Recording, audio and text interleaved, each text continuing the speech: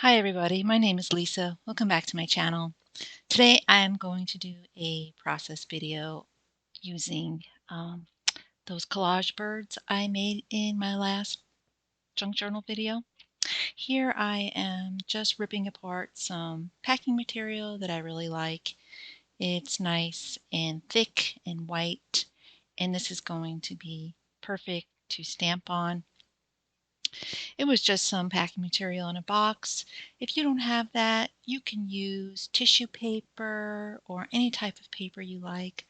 I just like the white color and the thickness of this packing material. In this part of the video, I am simply going to stamp. I like to use the VersaFine Clair ink because it's a really high quality ink and you can watercolor over it and it won't bleed, it won't rub off. It's very permanent.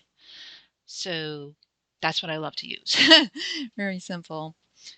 I picked about 4 different stamps and 4 or 5 different stamps, and this section of the video, that's all I'm doing is just stamping this white piece of paper. I really just picked for my stash what I liked. I like botanicals, I like mushrooms, I like flowers. I also like some spatial type designs, and that's what I plan to use in the collage. So this part of the video, strictly stamping, and then I will cut everything out at the end.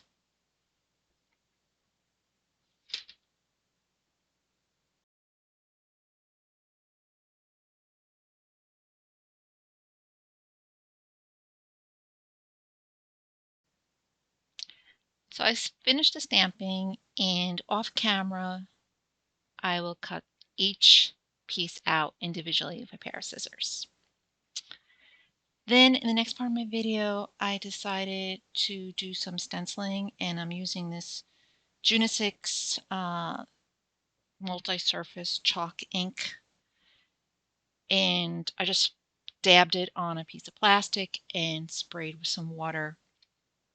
And I'm going to use a very soft brush and do some stenciling.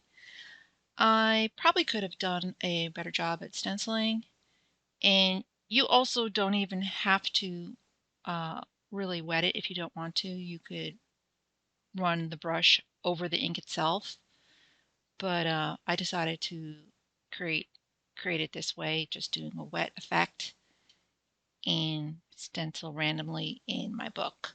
The book I'm using is just a plain journal, one of those pretty Archer and Olive journals with pretty color covers.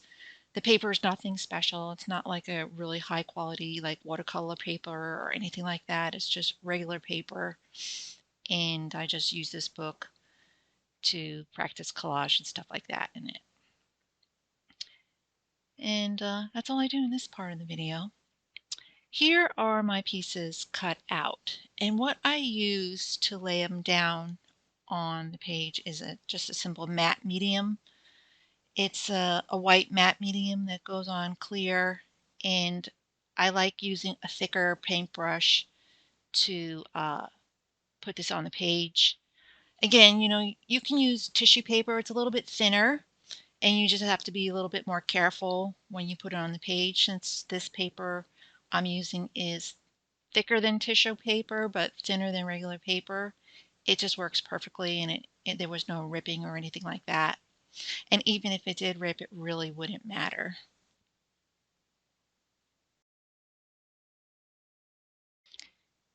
Here I'm just figuring out placement.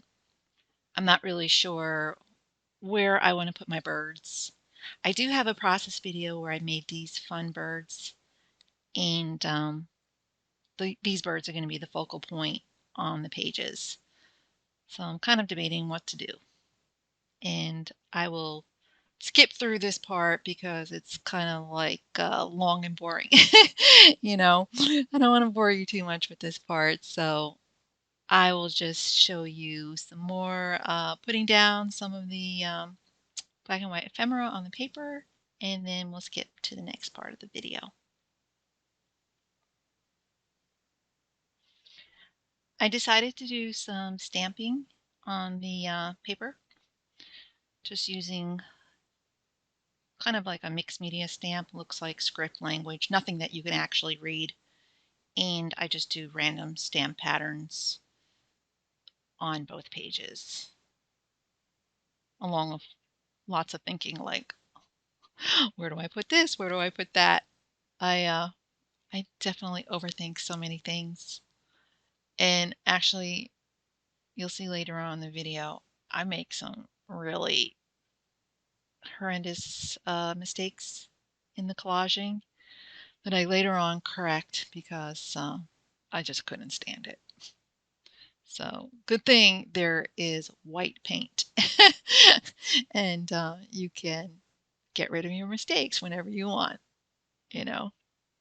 It, to me, is all part of the learning process because I am actually pretty new to collaging and this type of mixed media. And I'm just trying to get better at it. So maybe some of the stuff I do will motivate you to break out your supplies and do the same. Because that's another thing, motivation, right? With our busy lives and stuff like that, sometimes it feels like I don't have time, but you have to make the time. But I digress.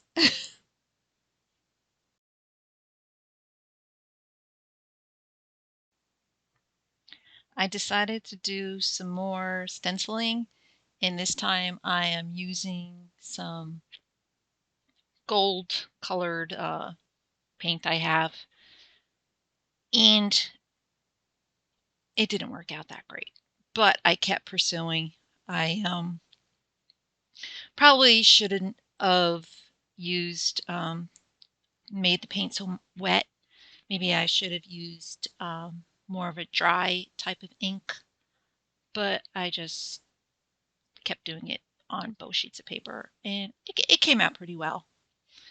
The paint I was using, it's kind of old and a little bit dried up, so it was a messy proposition. But I did like the effect, and I also liked how it looked pretty good with the blue stencil. The colors to me were pretty complementary. So that's what I do in this part of the video.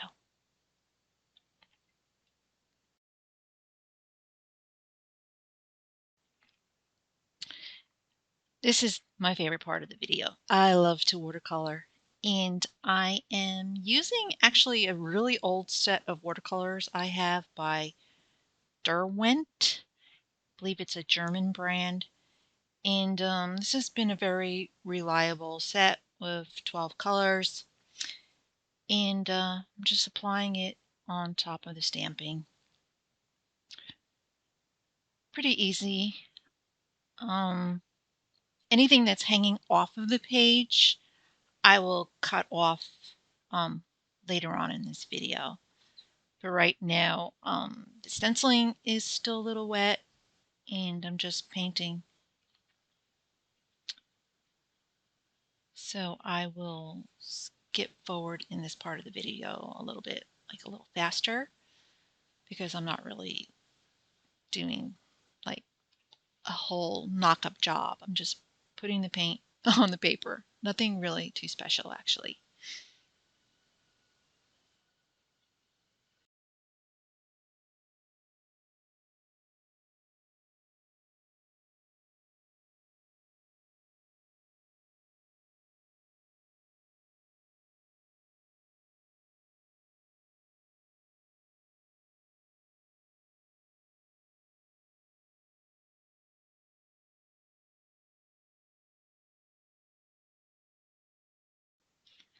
I decided I need a little bit more stenciling in this white area of the page, and I actually make a big blob.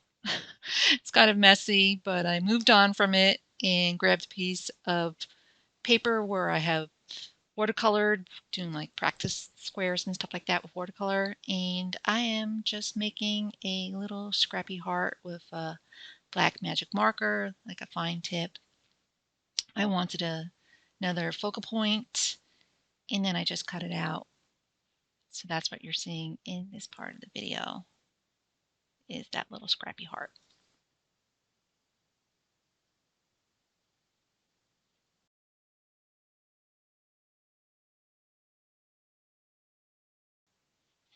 I decided to make a little sentiment, so I stamped on the white paper, go wild for a while, and put it against some brown paper, packaging paper, and just glued it onto the page.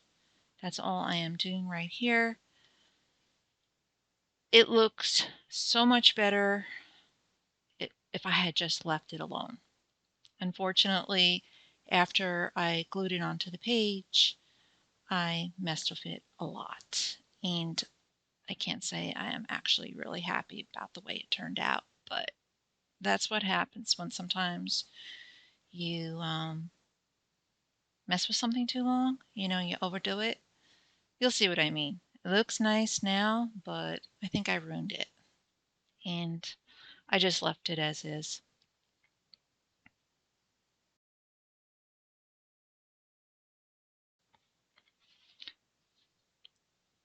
So I kind of played around and figured out where I wanted to place everything, and basically just started gluing everything into the book. I just used regular Elmer's glue. I saved the good stuff for other type of crafting.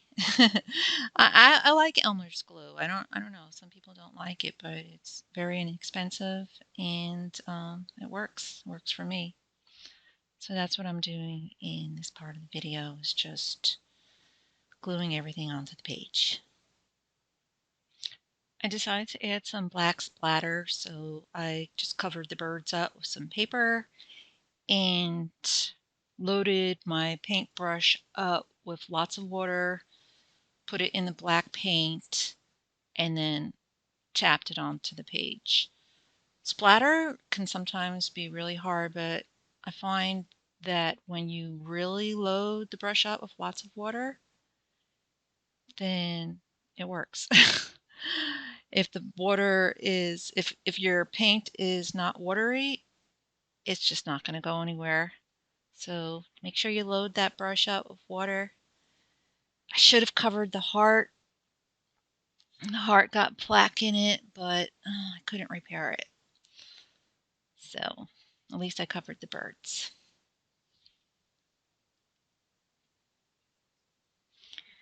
And here's where I believe I really messed up.